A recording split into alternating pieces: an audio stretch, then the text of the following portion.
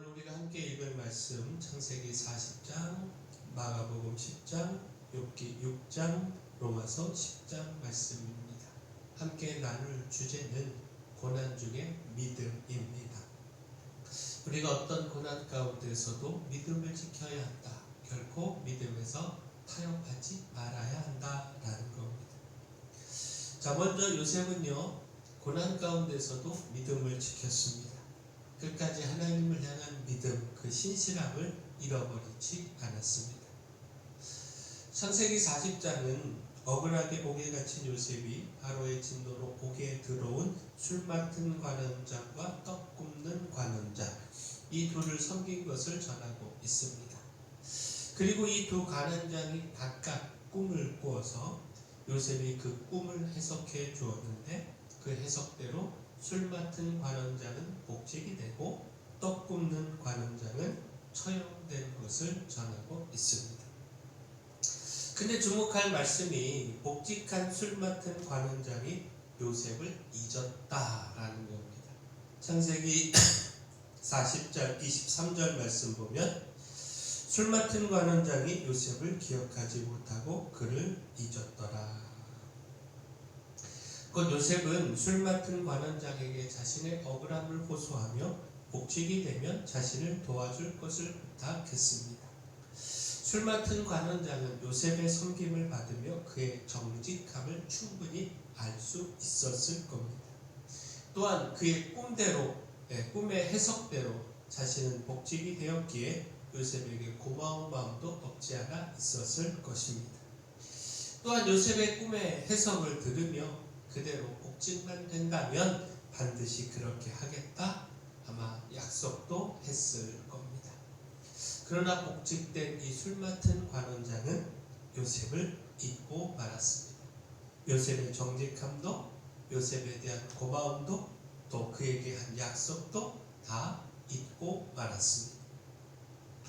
결국 요셉은요, 억울한 누명을 벗고 옥에서 구원받을 수 있는 이 기회를 놓치고 말았습니다.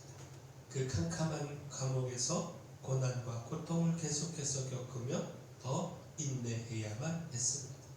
그 스스로 잘못한 것도 없이 끝이 보이지 않는 이 고난의 터널을 지나야만 했습니다.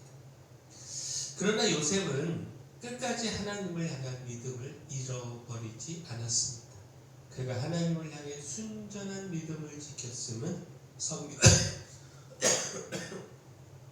성경이 증언하고 있습니다. 그리고 이런 인내와 믿음을 통해 결국에는 하나님의 구원의 주인공이 됐습니다. 그 자신이 놀랍게 구원을 받고 또 애굽의 총리가 되는 주인공이 됐고, 또 흉년 중에 그의 가족들을 구원하여 하나님의 구원의 역사에 쓰임받는 구원의 주인공 됐습니다. 반면에 욥은 고난 속에서 그만 믿음을 잃어버리고 말았습니다. 욥기 6장은 엘리바스에 대한 욥의 첫 번째 대답입니다. 욥은 그 당하는 고난이 하나님의 징계다, 이런 엘리바스의 주장을 받아들일 수 없었습니다. 오히려 이해할 수 없는 고난에 탄식할 수밖에 없었고, 그저 빨리 죽기만을 바라며 하나님께서 속히 자신을 죽여주시기를 구했습니다. 또한 위로와 도움은커녕 자신을 정죄하는 이 친구들이 야속할 수밖에 없음을 고백했습니다. 자, 욥의 탄식과 원망의 말씀을 주목하면 욥기 6장 4절에 전능자의 화살이 내게 박힘에 나의 영이 그 독을 마셨나니 하나님의 두려움이 나를 엄습하여 치는구나. 자, 자신에게 덮친 이 고난이, 이 고통이 하나님께서 허용하셨기 때문이다 라는 표현입니다. 자신이 당하는 이 고난과 고통과 아픔의 원망을 하나님께 두고 있는 겁니다. 처음 욥은 고난 가운데서도 오히려 하나님을 찬양하며 순전한 믿음을 지켰죠. 빈손으로 태어났으니 빈손으로 돌아가는 것, 빈손으로 죽는 것, 이건 마땅한 당연한 것이며, 주신 분도 하나님이시요 가져가신 분도 하나님이시니 다만 하나님을 찬양한다, 이렇게 고백을 했습니다. 그러나 계속된 고난에 그 믿음을 잃어버리고 하나님을 원망하고 말았습니다. 그리고 오직 빨리 죽기만을 바라며 하나님께서 지금 자신을 멸하시는 것을 유일한 소망으로 구했습니다. 자, 욥이 당한 그 고난의 크기를 생각할 때 원망하는 욥을 이해하지 않을 수 없습니다. 누구라도 이런 큰 고통을 당한다면 죽고 싶은 마음만 들 수밖에 없을 겁니다. 그러나 성경의 가르침은 그럼에도 믿음을 잃어버리지 않아야 한다라는 겁니다. 원망이 아니라 끝까지 믿음으로 하나님을 의지해야 한다라는 겁니다. 곧 고난 중에도 우리는 믿음을 타협하지 말아야 합니다. 로마서 10장 9절 10절 말씀입니다. 내가 만일 내 입으로 예수를 주로 시인하며 또 하나님께서 그를 죽은 자 가운데서 살리신 것을 내 마음에 믿으면 구원을 받으리라. 사람이 마음으로 믿어 의에 이르고 입으로 시인하여 구원에 이르느니라. 율법이 아닌 믿음, 곧 입으로 예수를 주로 시인하고 하나님께서 죽은 자 가운데서 예수를 살리신 것을 마음에 믿으면 구원을 얻는다라는 겁니다. 이는 헬라인이나 유다인이나 차별이 없음을 가르치고 있는데, 자, 근데 여기서 우리의 입으로 예수를 주로 시인해야 한다, 이 말씀에 주목할 필요가 있습니다. 자, 당시는 핍박과 죽음의 위협이 있었던 시기였습니다. 오늘 우리가 예수를 주로 시인하며 고백하는 것과 그 상황이 다릅니다. 곧 죽음의 위협 가운데서도 타협하지 않는 믿음으로 예수를 주로 시인하며 고백해야 한다라는 겁니다. 당장의 고난, 그 핍박보다 예수님을 선택하고 그 구원을 선택해야 한다라는 겁니다. 우리의 믿음은 결코 고난 속에서도 타협하지 않아야 한다라는 겁니다. 따라서 또한 고난 가운데서 그 믿음을 따라야 합니다. 마가복음 10장 29절 30절 말씀입니다.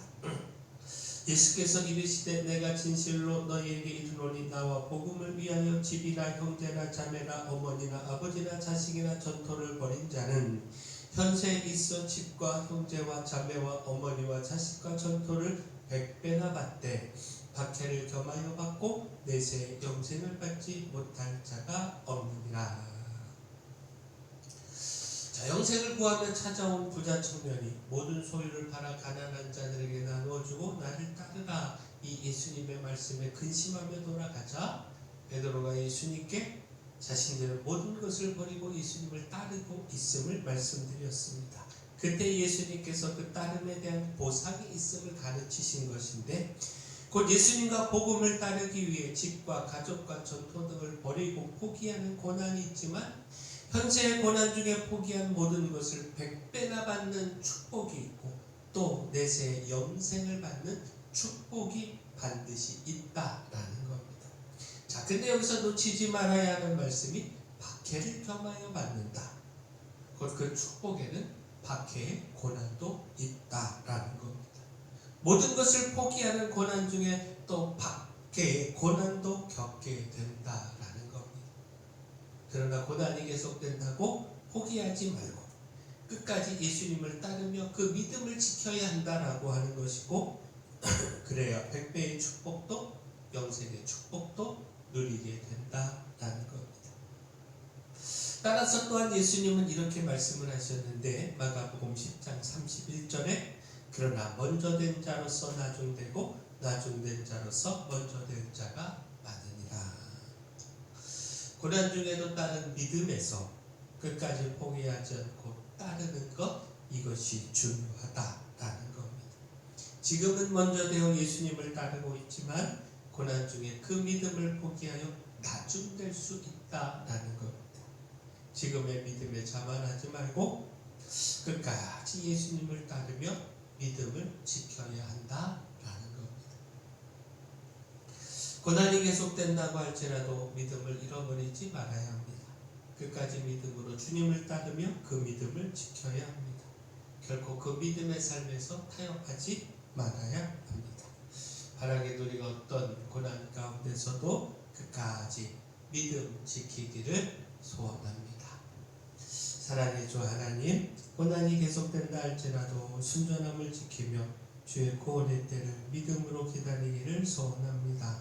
고난과 박해 중에도 끝까지 믿음으로 주님을 따라서 현세에 포기한 모든 것의 100배의 축복을 또 내세의 영생의 축복을 누리게 하여 주시고 또 당장의 고난 때문에 타협하지 않으며 오히려 믿음으로 예수님을 주님으로 고백하며 항상 구원의 자리에 서게 하여 주시옵소서.